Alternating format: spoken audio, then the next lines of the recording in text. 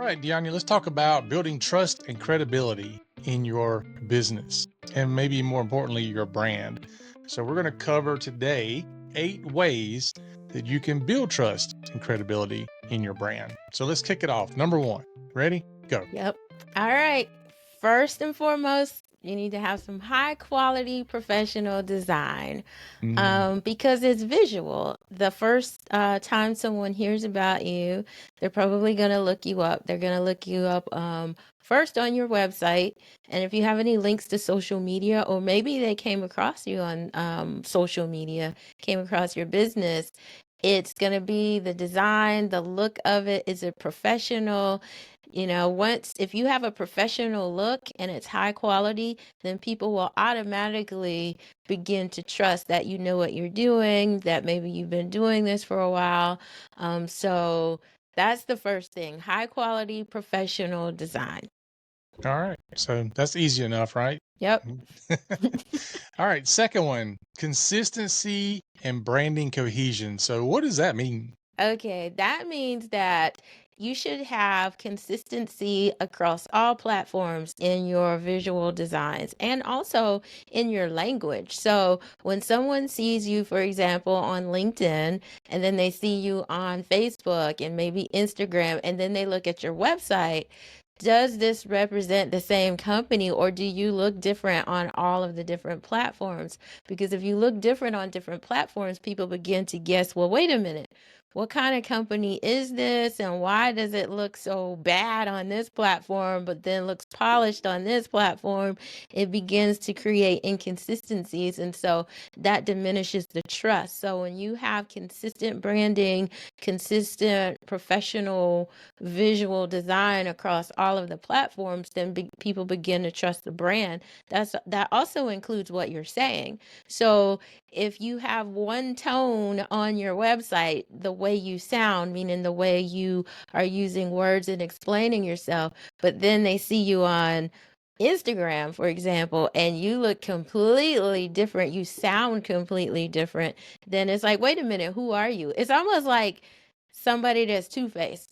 you know in their face they're one way, but then behind your back another way. So it's like that. Mhm. Be the same business on all of the platforms. Yeah. And this is where using AI tools or maybe overusing AI tools would be the better way to put it, can really work against you Mm-hmm. because it's very difficult, no matter how hard you train it right now, it's very difficult for it to get your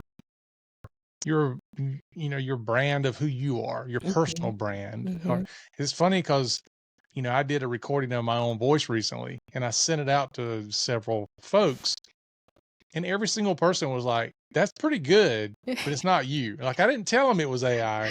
They picked up on it because even though it sounded like me, it was missing all the little nuances that make Mm-hmm. it me. Mm-hmm. And it's the same thing on social media and on your website and everything else. In fact, I would say that it, in some cases, I kind of struggle with this because when I go on LinkedIn, like I want to be really professional because it's LinkedIn. And I'm thinking to myself, not that I'm not professional, but I am very, very much a fun person. Mm-hmm. And I like cutting up and I'm sarcastic and I'm witty.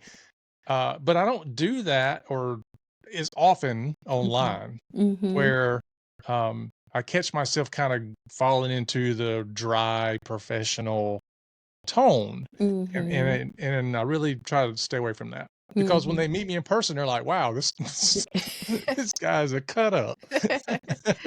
Yeah, and that might actually be your selling point. That, oh, this is someone that is relatable, easy to talk to, use normal language that people understand. That's the selling point where it's like, I want to work with this guy. I want to work with this company. But then if you present yourself a different way on LinkedIn and you begin to blend in with all the other dry people, Mhm. then it works against you. It doesn't really work in your favor the way you think it may be working. It's actually working against you because it's not you. It's the thing that makes you authentic. That's the thing that sets you apart from everyone else. Yep, you're absolutely right. So this next one here, big deal, big huge deal, because when I go online to shop, these are the 2 things I look for. I look for client testimonials and social proof. Mm-hmm. And so that's the next one we're going to be talking about. And if you think about it, most people do that. If you go Amazon, eBay, all these places, I mean, you're looking at, all right, what is everybody else's experience? Mm-hmm. Whether it's the person you're buying from or whether it's the product you're buying. What Mm-hmm. does other people think about this? You're looking for, basically, you're looking for evidence that you're not screwing up. Yeah. That's what you're doing. Yeah, yeah. And there's a lot of ways to show that. I mean, you can show the actual testimonials from your clients. You can tell or share the success stories from your clients. Another thing that some people do on their websites is that they also show the clients that they've worked with. That's social proof because it's like, oh, I know that client. Oh, that's that's one of your clients. I do that, especially when I'm buying new software and I'm like, oh, Netflix uses that. Okay, yeah, then they must be a credible, Hmm. solution. So people, it's like a bandwagon type thing where it's like, oh, they're one of your clients, then I could be a client too. If they use your product, then I could use your product. So some people think, oh, I don't want to put client testimonials on my website because it could be anything, but that's not really what people are thinking. You'll be surprised how influenced people are when they see those testimonials like, oh, well, this is an experience from someone. And I hope you would, act with integrity and not make stuff up because we're talking about trust and credibility here. Yeah. So it's not being very trustworthy if you're not being authentic about the testimonials and things that you're putting on your website. But you definitely should put that on there and even make sure that you have some Google reviews and Google, testimonials there too. So, Yeah.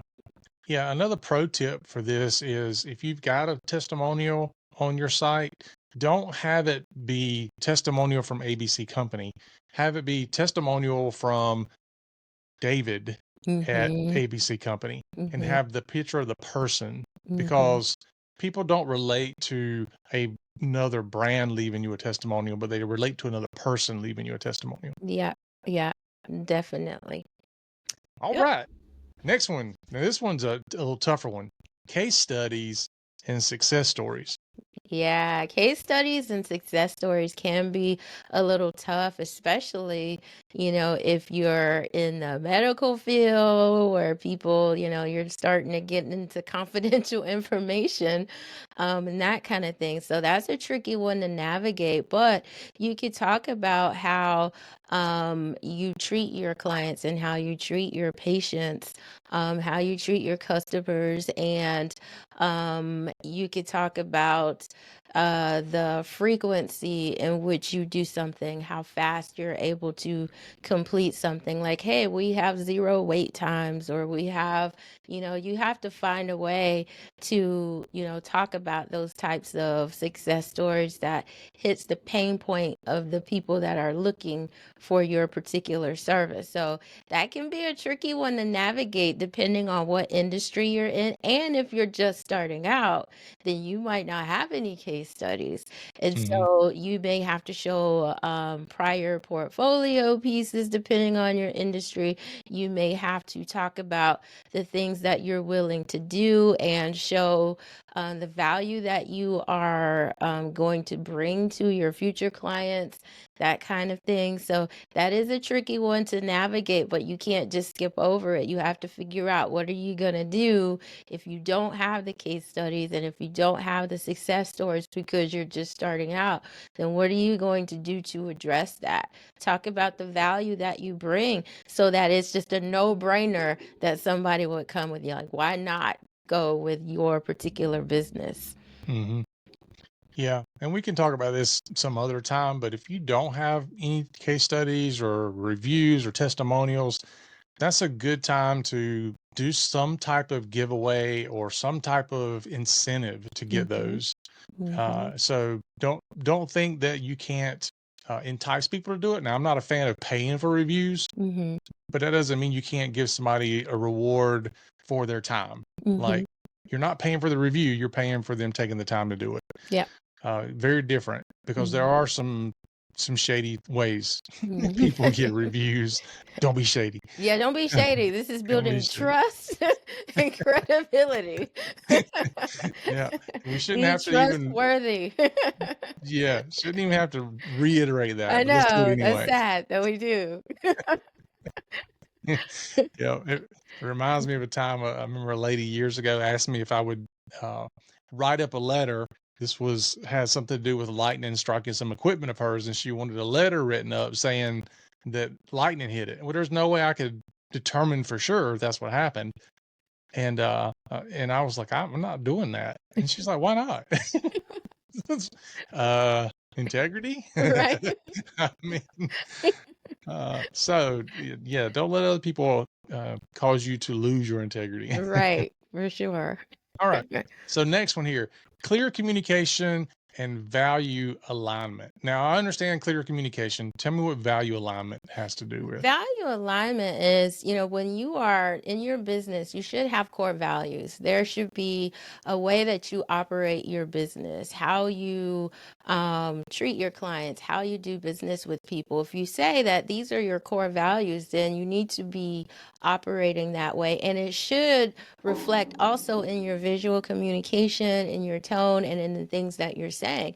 So, for example, if you were saying, hey, we are, one of our core values is top of the line, white glove customer service, that Mhm. kind of thing. Like, this is what we're all about. But then you never answer your phone, you never call people back, you're not following up with people. Like, that's a mismatch. The value is misaligned. You're saying you're one thing, but then you're something else. If you say we provide high end quality service, everything we do is high end, but then nothing looks high end, and your customer service is not high end, and everything is shabby, and you got it at gmail.com. You trying to Email get me address. going. I You gotta trying, slide that in there. So like, you trying to get me going. that's not high end. So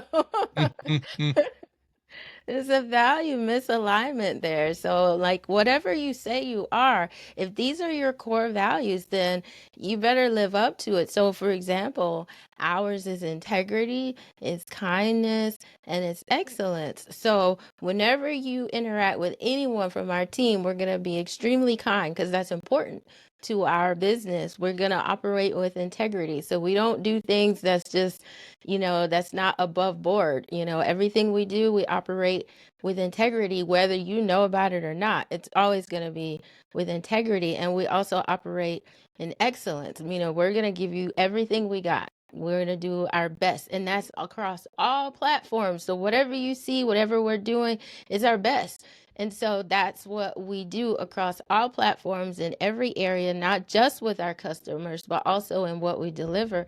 And so you have to have that value alignment if you want to build trust. Don't just say something. You have to be the thing that you say you're trying to be. Yeah. And for clear communication, don't get caught up in talking to other people that are in your industry. In other words, the information you're putting out on your website, social media, talk to people who don't have no idea. You're Mm-hmm. the avatar that you're talking to should have no idea about your industry, Mm-hmm. and talk to them like, it's a fifth grade level. And Mm-hmm. if you don't know, this is a good use case for AI. You can take whatever you want to say, put it into an AI tool like ChatGPT and say, tell me, what grade level this is, or help Mm-hmm. me redo this so that Mm-hmm. it's more understandable.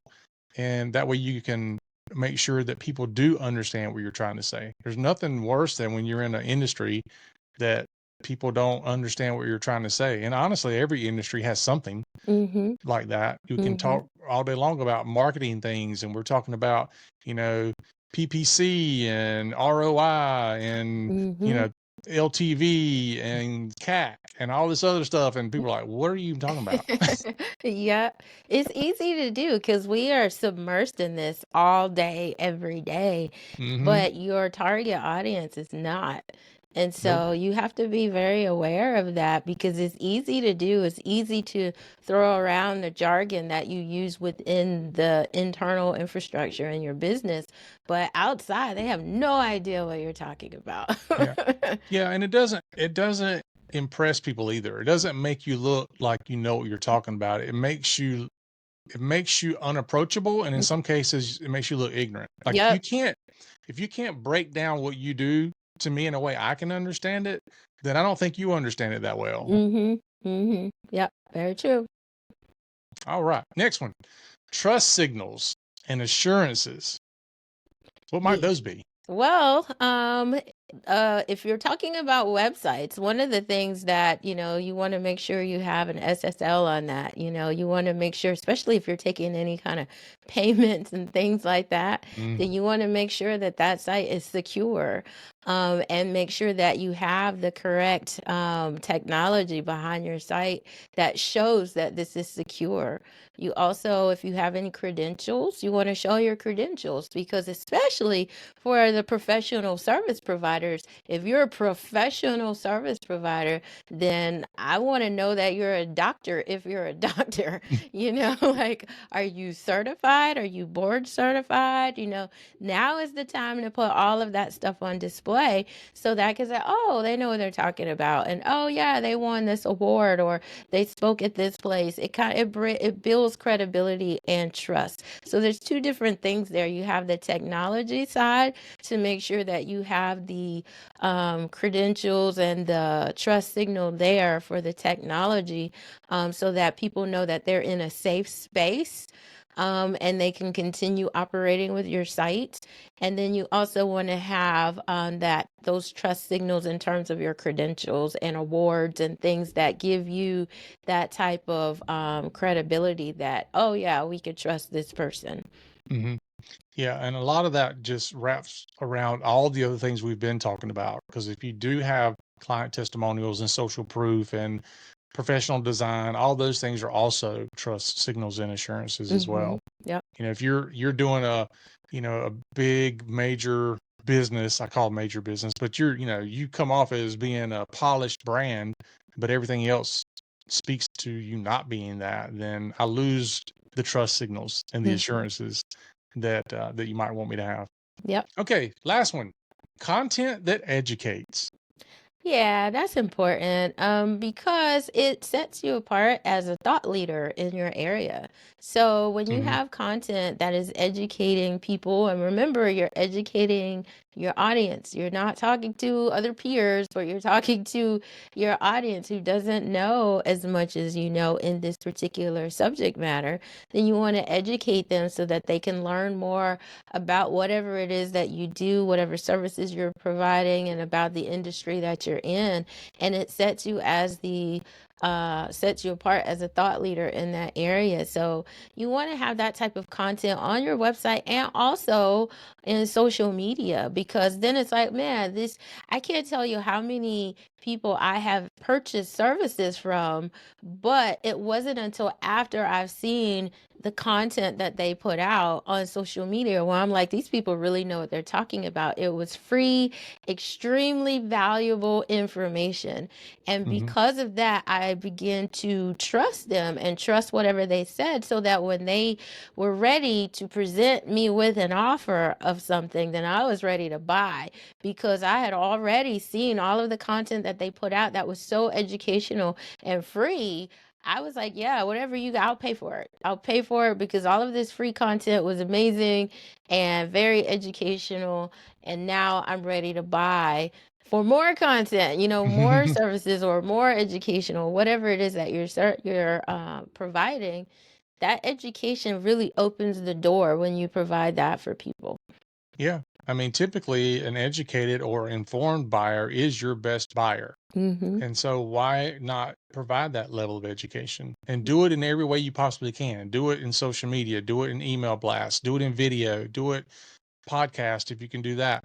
As many ways as you can get information out there to help educate those people who might want to buy from you, the better off you are. And Mm-hmm. don't assume they know anything, number one. And don't think that you're over communicating the message. Mm-hmm. Even if you talk about the exact same thing 12 times a year, guess what? People aren't going to hear it 12 times a year. Yep, You that's know, so true. They're you're not going to going to hit hear different it. people each time. They're not gonna receive it, the first time. They don't even see it the first time. You saw it, but they didn't see it. You might think, "Oh, I already posted that." Well, what makes you think everyone saw that? You only had like 2 likes on it and probably like Yeah, 10 views. I No know. one Yeah, saw it. I, So do it again, that's right. I got thousands of people on social media, and I post something, and it's like, hey, 150 people saw this. Well, there's a lot more people that didn't. So Yep. I'm going to keep posting that thing over and over again. My thing is, you keep doing it until people tell you to stop, Right. and then you might still want to do a little bit more. Right. But don't think that you've already said all you can say and there's nothing else left. Like, Yeah. keep doing it, because Mhm. oftentimes people, when they consume content, they consume the most recent content. So Mhm. even if you said, well, I put that out 6 months ago, most people aren't going back to look at what you said 6 months ago. Mhm. So Yep. say it again. Well, think about how many conversations you've had, especially if you're a parent, and you've had a conversation with your child and you told them something months ago, maybe not even months ago. It could be just Yesterday. like the other day, and they're like, "Oh yeah, they're great," and you're like, "What? I've been telling you this a million times," and then all of a sudden it clicks as if it was the first time you said it. So just because you said it, and even if they did hear it, it doesn't mean they actually received what you said that Hmm. time. So keep Yeah. saying it until they get it, and you don't really know when that happens. So keep doing it. Yeah. Sometimes people don't necessarily have to be told, but they do have to be reminded. Mhm. Think Yeah. about how many times you've heard somebody say something. You're like, you know what? I know that, but I Mhm. forgot. Yep. I needed to be reminded about it. So I'm glad somebody reminded me of that thing. Yeah. Yep. So, all right, there you have it. It is 8 ways to build trust and credibility for your brand and your business. If you have any other questions about this, be sure to reach out to us at pixel13cx.com. And until next time, have a fantastic day.